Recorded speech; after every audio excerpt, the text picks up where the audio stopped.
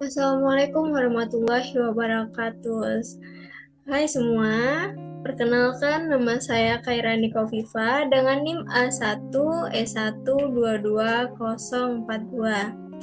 Nah, kali ini saya akan membahas materi mengenai komunikasi nonverbal. Yuk kita bahas.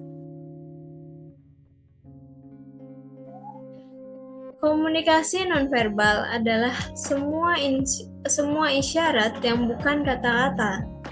Pesan-pesan nonverbal sangat berpengaruh terhadap komunikasi. Pesan atau simbol-simbol nonverbal sangat sulit untuk ditafsirkan daripada simbol verbal. Kode nonverbal disebut isyarat atau bahasa diam, atau dalam bahasa Inggrisnya disebut silent language. Melalui komunikasi nonverbal, kita bisa mengetahui suasana emosional seseorang. Apakah ia sedang bahagia, marah, sedih, ataupun bingung. Kesan awal kita mengenal seseorang sering didasarkan pada perilaku nonverbalnya, yang mendorong kita untuk mengenal lebih jauh orang tersebut. Nah, selanjutnya kita akan membahas macam-macam komunikasi nonverbal. Komunikasi nonverbal dibagi menjadi 4, yaitu yang pertama ekspresi wajah, kedua gestur, ketiga bahasa tubuh, dan keempat sentuhan. Yuk kita bahas. Yang pertama adalah ekspresi wajah. Ekspresi wajah atau mimik adalah hasil dari satu atau lebih gerakan atau posisi otot pada wajah. Ekspresi wajah merupakan salah satu bentuk komunikasi nonverbal dan dapat menyampaikan keadaan emosi dari seseorang kepada orang yang mengamatinya. Contohnya nih, saat kita merasa excited dengan lawan bicara, maka ekspresi wajah seperti tersenyum akan muncul.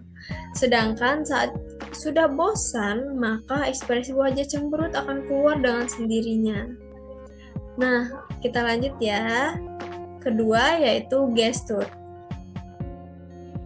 Gestur disebut juga gerak isyarat, adalah suatu bentuk komunikasi nonverbal dengan aksi tubuh yang terlihat mengkomunikasikan pesan-pesan tertentu, baik sebagai pengganti bicara atau bersamaan dan paralel dengan kata-kata. Gestur mengikutkan pergerakan dari tangan, wajah, atau bagian lain dari tubuh.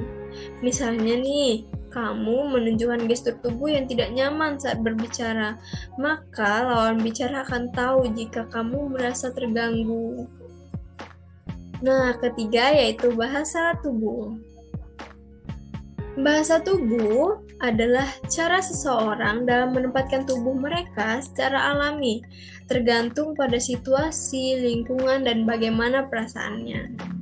Contohnya, saat ada orang sedang bicara dengan menyilangkan tangan dan dahinya berkerut, maka kemungkinan ia sedang merasa kesal karena suatu hal.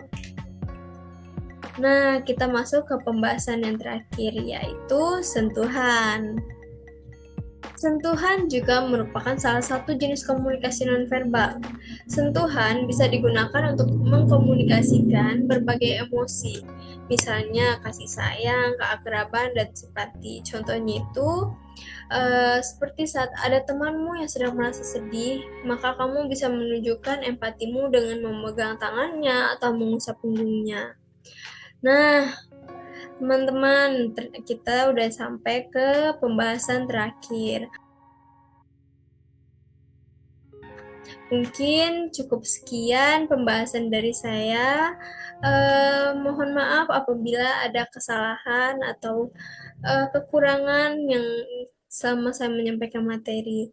Saya mohon maaf sebesar-besarnya karena kesempurnaan hanya milik Allah semata.